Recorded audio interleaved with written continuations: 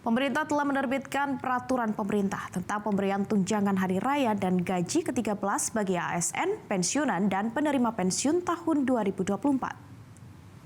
Pasal 11 peraturan pemerintah menyebutkan tunjangan hari raya dibayarkan paling cepat 10 hari kerja sebelum tanggal hari raya.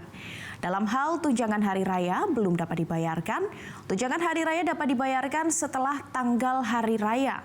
Besaran tunjangan hari raya yang dibayarkan didasarkan pada besaran komponen penghasilan yang dibayarkan pada bulan Maret tahun 2024. Sementara untuk gaji ke-13, pasal 12 peraturan pemerintah menegaskan dibayarkan paling cepat pada bulan Juni tahun 2024. Adapun besaran gaji ke-13 yang dibayarkan didasarkan pada besaran komponen penghasilan yang dibayarkan pada bulan Mei tahun 2024.